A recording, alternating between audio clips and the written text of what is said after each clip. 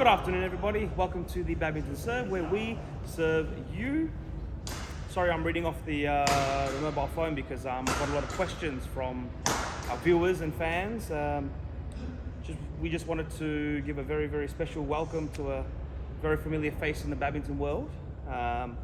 Please give a round of applause for the man, the myth, the legend, the world-renowned YONEX stringing team god, Mr. Tim Willis. Thank you, sir. How you going? I'm good, Vic. You? It's a pleasure to see you again. It's great to be back down in Australia with you guys. Yeah. It's good. Yeah. Hopefully, a few more days of nice sunny weather. It's been beautiful. Thanks for freeing up some time to, have this get to know you type interview. So we've got a few questions lined up from the fans and viewers. So let's go and find out more about yourself and your experiences, and possibly deep dive into some more specific ones. So firstly, would you like to give yourself a quick introduction? Okay, yeah. Hi, my name's Tim Willis. I've been stringing for YONEX since 1998, after I stopped playing. I am the supervisor. One of the supervisors, there's two of us, myself and Mark Lawrence from the UK, of the YONEX stringing team, contracted to YONEX Japan. Beautiful, thank you. Yeah, and you mentioned you've been stringing since 1998. Do you have any, well, first off, where were you born?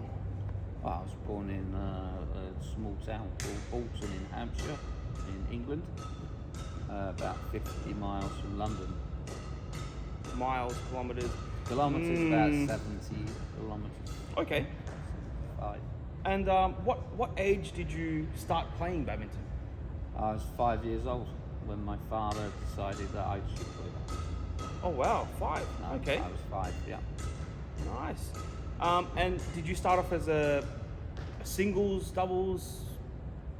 Did you start off from there and then choose your specified category of play? We used to play everything when we were kids, so you play a tournament, you play all 3 events. Much later, when I reached my 20s, I just decided I prefer playing doubles and mixed doubles, to be honest. Oh, nice. The court was a bit too big. And what was your highest, or in your your thoughts, your greatest achievements as a player? Myself and my doubles partner set ourselves a goal, was to try and qualify for the main draw of the All England. And when we received our information back in 1996, we were actually straight in the main draw. Oh, wow. So that's our highest achievement. Yeah. Wow. Amazing. Really good. Yeah. And then what was the feeling like, ticking off a goal, walking out those arches to the playing court? Surreal? Yeah, it's amazing.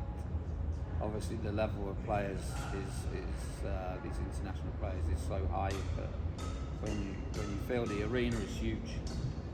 The arena is actually huge, and the shuttle hangs in the air for so long. It's great to play in it, that's all I can say. Fantastic. And how did the YONEX stringing team start? Well, there was a meeting between 3 stringers and a guy from YONEX Japan, Satoshi Yuza. Actually, we sat down in a pub having a couple of beers. The thoughts were already in place. So it's myself, Mark Lawrence, Andrew Gudgeon, Mark Lever as the 4th, sort of on the edge of this. But we started talking about it, and then in 2001 we had our first trip as YONEX International Stringing Team. Oh wow. See, I mean, great ideas do happen if you have a couple of beers at a pub, and great things do happen, I guess. You should be proud of that. But it was a good pub as well. Yeah, it was good. Okay, next question is, What was the most amount of rackets you have strung in a tournament? Me personally, or I'll be honest with you, Vic, I don't know. Probably around 200. I don't string so much now because we're sort of myself and Mark are organising the tournament with the string service and helping people, guiding them slow. But the most rackets strung in a tournament was World Juniors in Kazan. It was 1,200 rackets. Whoa, okay. The last in Huelva, the World Championships, was 100, 1,100 rackets. So That's a lot of hours. more and more. And I guess that's a good sign. What is your fastest time to string a badminton racket? It's actually under 10 minutes. Under 10? Under 10, but it's very rare you can do that. It was a one-off. It was for a on-court racket. So it was under 10 minutes and near 9 minutes 30. Woo! So, Wow. Okay. Yeah, I mean, you definitely can't be doing those every single day, every racket. So No, it was a one. I will say it was a one-off. yeah. So you know, a lot of stringers I know stringing around 15 minutes. So just average, you can do 3 hours. If you do 3 rackets an hour, you're doing okay. Yeah. What's the highest tension you have struck?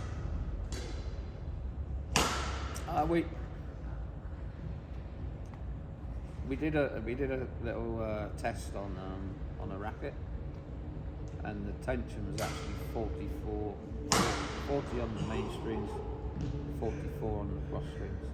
Oh wow. With aerosonic. With aerosonic. So Yeah. I think if you that's enough to smash a window, really. If you go ding ding ding. But remember, this is just a test to see whether what happens, basically. But basically, you could not play with that racket. Right. So, Gee whiz. tight. Speaking of rackets, what was the first racket you ever played with? We can pause. Pause. Sorry about that. I got a bit of cramp. Giannis. All good, all good. 2. Speaking of rackets, what was the first racket you ever played with? It was the first one I ever played with this. Oh my god. Came from an oak tree. It was actually a silver grace. Silver grace. So I think Grace still, the guys that the YONEX distributor here in Australia are also the distributor of Grace squash, right? Yes, Grace. Yeah. So it still does exist, but Wow. yeah, it was a silver Grace, wooden, Completely wooden? aluminium shaft, Okay. wooden, Wow. strung with gut. About I don't know, maybe 12, 13 pounds, 14. Would that be like swinging a sledgehammer or something? Was that really heavy? No, to be honest, Oh. not really heavy, no. But that's what it was in those days. When we started, so. I guess everybody would be, normal. They'd probably feel that normal. What was your first YONEX racket? First YONEX racket was also wood, but it was a Carbonex free. So it was a wooden head with a carbon shaft. Can you imagine people playing with that now? You probably. Absolutely not. Rackets have gotten super light, quick, generate a lot of power. Yeah. What is the most popular YONEX string at the moment on tour? It's still PG80. PG80? PG80 is the most used string in tournaments. Very closely followed by Aerobite. And it's getting closer and closer every event. And coming up quite fast actually is the new string, the X-Bolt 63 and X-Bolt 65. Oh yes. A lot more players using that. So. Yeah. This might be a something you hold close to your heart, this question. What does YONEX mean to you? It's been part of my life since I was about 10 years old, so it's basically, it's just family. Yeah. You know, we're one family, we all have the same goals. Even like as stringing team, it's not just, you're not just part of the stringing team, you also help out with doing court setup, taking the courts away, and with these guys, it's just like a family. You know, we're all really good friends, and have good fun. You know, if you have to have good fun, because if you see 500 rackets dumped on the table in front of you, you tend to want to tie a rope around your neck. Right. What's your favourite YONEX racket currently used on tour? It's a difficult one, because I think it's the Nano Flare 700. Okay. So, yeah. Beautiful. I haven't tried the Arc 11 Pro yet, but yeah, that would be the favourite one on the tour at the moment. I still have the old Arc 11s. So the old Arc 11s, yeah. What do you think about mixing strings? This is a question from one of my viewers. So he said, what do you think about mixing strings? For example, making your own hybrid strings, such as using a BG80 for your mains and X-Pulse 63 for crosses. Does it really make a big difference, or would you just stick to saying just use Aerobite? No, I think you can try. I think people have been doing it for some years anyway. We used to mix BG, okay, it was BG80, but we would put yellow in the main strings and the sky blue in the crosses. I know a player now from Germany, Marvin, is using BG65 on the main string and Nano G95 on the cross. Main reason is they were losing so many points breaking strings at vital times, and he decided to test something, and this is what's working for him. Wow. He's breaking one racket at a tournament now instead of 10, 11, 12. Okay. Hey, there you go. Yeah, it's a personal thing. I think you can try. You can put a thinner gauge string in, and BG80 maybe with Ultimax or with Aerosonic or whatever. And when should players change their strings? For example, probably not talking about tournament players, but more so social or sort of A and B level, once a month. The rule of thumb is the amount of times you play in a year. Okay. Or in a week is the amount of times you should have your restring done. But obviously you don't wait until the string breaks. You need to if you feel the strings are too soft, then you need to change it. Yeah. I would say a restring every 6 weeks. Yeah. If you play a lot, if you have a couple of rackets, this is the problem. Everybody has their favourite racket, even though they have two the same. Right. You will still find you have a favourite one in the bag, and you use that one more. So you need to have it strung more often. And speaking of having rackets strung, why do some players pre-stretch their strings and some don't? Are there any? Is it for benefits, disadvantages? What you find is that when the racket's finished, it sounds a little bit tighter. It holds its tension a little bit longer, as you know. When the racket's done after a couple of hours, it's already lost percentage. Right. But this was mainly in the north of Europe, in Scandinavian countries where it's very cold. They were pre-stretching a lot of rackets, or all the rackets were pre-stretched actually for the national teams in Denmark and Sweden and Finland, and basically I think the reason it was is because in such cold countries the tension you lose your tension much faster. So they wanted to make it sound good. Right. That's good. Actually, that's quite clear. That's good. This is a question from one of my YouTube viewers as well, who's also doing stringing. He was saying that, are you finding that X-Bolt 65 has a pretty soft coating? He's noticing that he's had a couple of knots sort of shred the coating off the string when he does the tie off. He hasn't really had that issue with the other YONEX strings, but it's happening when he's stringing at 28 pounds and above.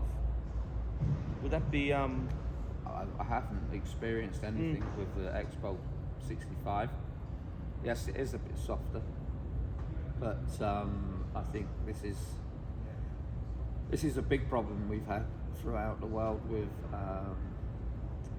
you know, some stringers not tying the correct knots, and also when they tighten the knots, they're using the starting clamps or a pair of pliers to pull the string. Where, if you understand what I'm saying, is if you do this, you don't have control over the string. Yeah. So you don't realise that you could be pulling The too force hard. Yep. That Agreed. tends to be the reason why. Is that the knots are not good enough. I had this problem with Aerobite when it first came out. It wasn't selling very well in Europe, or I don't think in the world. And then we found out that it was really down to the stringers. It was breaking so fast, and then we discovered that if you over tighten the knot on the Aerobite string with the Aerosonic, it was just cutting through the outer core. Right. Which is why we now, as you know, we reverse the top strings and we tie off on the Aerosonic. Working with YONEX, you've travelled the world. Could you name us some of the places that you visited that you really enjoyed? Like, it was a big eye opener. You really enjoyed your time, atmosphere in the countries. Yeah, I mean, obviously Australia. Yeah, You better say Australia. obviously the hospitality is fantastic.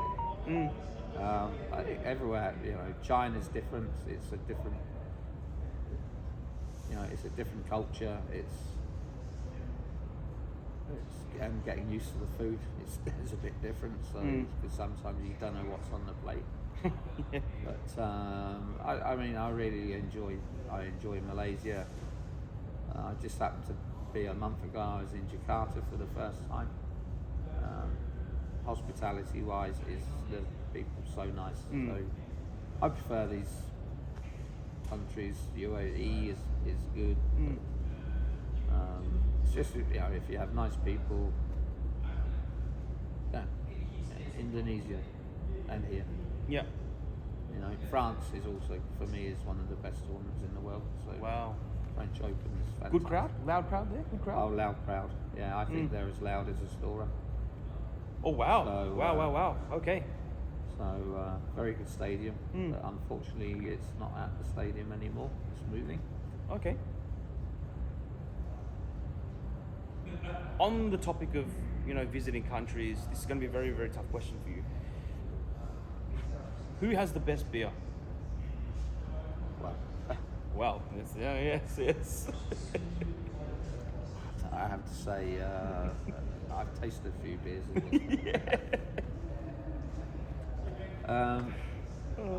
Well, it's definitely not France. I would say Germany, obviously. Indonesia, no. Bintang, you know. Malaysia, it's okay. The beer has to be Australia. Australia, there are many different types of beer, Yes. and you know, we sample a few. Tis we had. Yeah, Sample. we have. We have, yes. Over the years. Yes. So we're coming down to the nit and grit of the interview, and we wanted to get your opinions on, you know, what are your top attacking strings you would recommend? Attacking strings. Well, obviously BG80 gives you great power, but I also believe that so does Aerobite. I'm not going against what's written on the packet, but I think it's a personal thing. Yep. Yeah, if a player likes BG80, depending on the tension, you know, you hear softer tension, more power. I think that's now a totally different thing. I think when these guys who have it strung up to 34 pounds, they and obviously they can because they're professional players, but they hit it so much harder now than players that have softer strings. As you know, they just broke a world record smash, so yes, yeah, they did. So it's yeah, and that's with BG80, you know, and just because you have a BG80 power, that doesn't mean you're going to hit the shuttle harder. Yeah, right. It's actually a little bit softer than BG80, so but also it's all to do with hitting sound. So the best hitting sound string is X-Bolt 65. Ah, yes, okay, yes. It makes a hell of a noise when you hit the shuttle.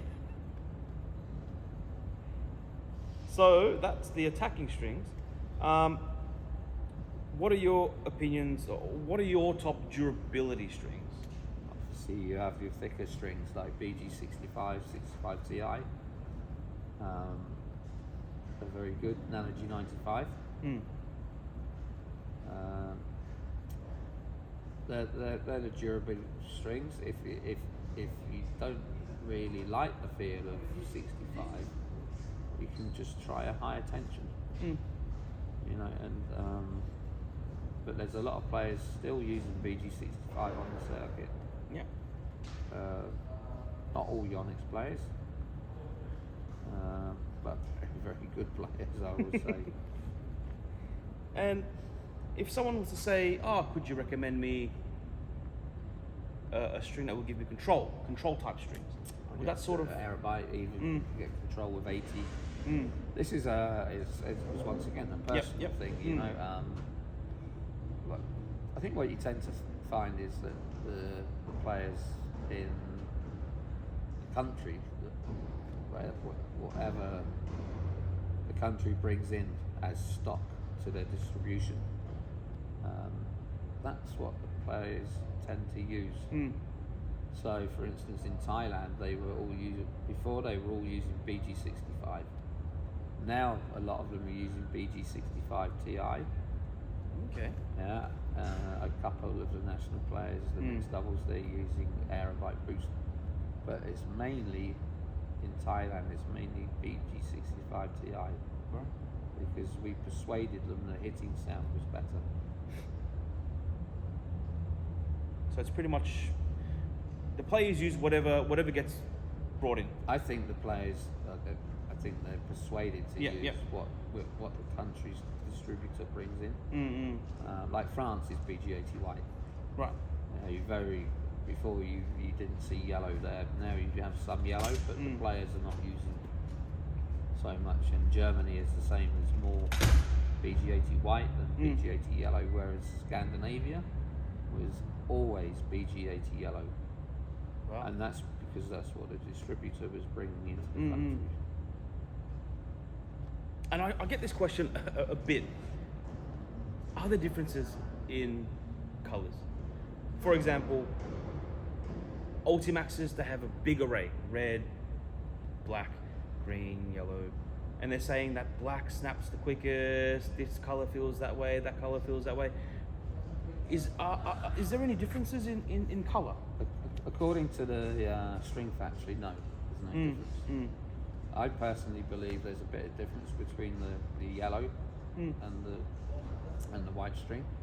I think you get, especially with BG80, you get a bit more spin. I tend not to use other colours apart from white and yellow and red Aerobyte, and that's right. I really tend not to use other colours because I feel that sometimes they lose a little bit tension quicker. I find that some red string breaks faster. Yep. The black string is easy, shows marks when you're putting the crosses in, even if you're careful. Oh, okay.